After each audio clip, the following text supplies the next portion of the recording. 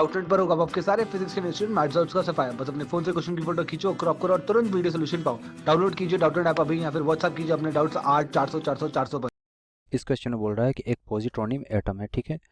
वो क्या, उसमें क्या होता है, एक पॉजिट्रॉन होता है और एक इलेक्ट्रॉन होता है। दोनों एक दूसरे को जो है एक दूसरे के अराउंड क्या करते हैं, ऑर्बिट करते हैं, मतलब एक ही ऑर्बिट में दोनों वहाँ पर रोटेट करते हैं। तो यहाँ पर बोल रहा है, और जो कंपेयर करना है दोनों की, जो मतलब हाइड्रोजन एटम की जो वेवलेंथ होती है और जो पॉजिट्रॉनियम में जो इलेक्ट्रॉन्स होते हैं, या पॉजिट्रॉनियम में जो पॉजिट्रॉन और इलेक्ट्रॉन है उनकी जो वेवलेंथ है, उनसे हमको कंपेयर करना है कि क्या उसमें रिलेशन होता है, ठीक है।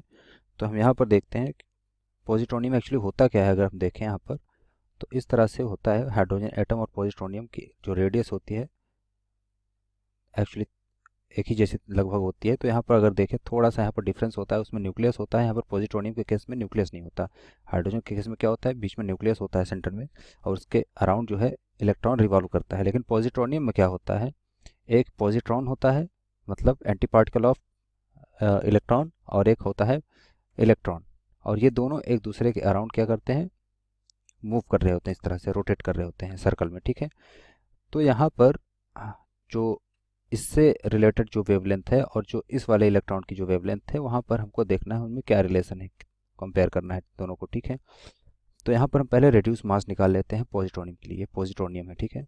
इसमें कोई भी सेंटर नहीं होता इसका, मतलब सेंटर में कोई भी पार्टिकल नहीं होता। ये दोनों एक दूसरे के अराउंड ही इस तरह से रोटेट करते हैं। तो पॉजिट्रॉनियम का जो रेड्यूस्ड मास होगा म्यू, वो क्या आ जाएगा, क्योंकि दोनों आइडेंटिकल पार्टिकल हैं, सिर्फ उनकी चार्ज जो है चेंज होता है। इलेक्ट्रॉन है वो एंटी पार्टिकल होता है इलेक्ट्रॉन का पॉजिट्रॉनियम, तो दोनों का मास जो है सेम होगा। तो m1 m2 डिवाइड बाई हो जाएगा m1 plus m2, sorry m plus m, क्योंकि दोनों मास सेम है तो m1 m2 लिखने का कोई मतलब नहीं है। यहाँ पर हम m और m लिख सकते हैं, ठीक है। तो टोटल आ जाएगा यहाँ पर m स्क्वायर डिवाइड बाई हो जाएगा 2m के। सो फाइनली हमें जो रिड्यूस मास मिलेगा पॉजिट्रॉनियम का कितना आया, वो है m/2 के इक्वल हो जाएगा, ठीक है। तो यहाँ पर m क्या है, m है इलेक्ट्रॉन का मास, ठीक है, या me अगर उसको हम रिप्रेजेंट करें, इसको me लिख लेते हैं, थोड़ा ज़्यादा समझ में आएगा। तो me जो है इलेक्ट्रॉन का मास है, जो कि इलेक्ट्रॉन जो हाइड्रोजन में है और जो पॉजिट्रॉनियम में एटम में है, दोनों सेम ही, इलेक्ट्रॉन तो चेंज हो नहीं रहे हैं, ठीक है। तो इलेक्ट्रॉन का मास है। तो यहाँ पर हम देखें अगर, तो हाइड्रोजन एटम का केस में क्या होता है, जो एनर्जी होती है, ठीक है, आयोनाइजेशन एनर्जी होती है, वो रिलेटेड होती है इस तरह से m से, मास ऑफ इलेक्ट्रॉन से, ठीक है।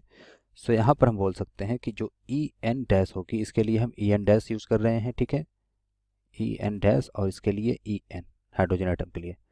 तो यहाँ से आ जाएगा E N dash divide by जो ई एन होगा, ठीक है, ये इक्वल होगा हमारा म्यू डिवाइड बाई एम के, ठीक है। सो ये आ जाएगा इक्वल टू, ये इक्वल हो जाएगा 1/2 के, ठीक है, क्योंकि म्यू की वैल्यू क्या है हमारा 2m। तो एम की, एम से एम कैंसिल आउट, हमारे पास क्या बचेगा, हमारे पास बचेगा 2, ठीक है। तो यहाँ से आ जाएगा, यहाँ से अगर हम देखें तो जो एनर्जी लेवल है दोनों की, पॉजिट्रॉनियम एटम की क्या है, हाफ है हाइड्रोजन एटम की। यहाँ से हम देख सकते हैं जो रिलेशन है एनर्जी में, वो है ई एन डैश है, वो इक्वल है हाफ ऑफ ई एन, मतलब हाइड्रोजन एटम की जो एनर्जी होती है उसकी हाफ होती है पॉजिट्रॉनियम की एनर्जी।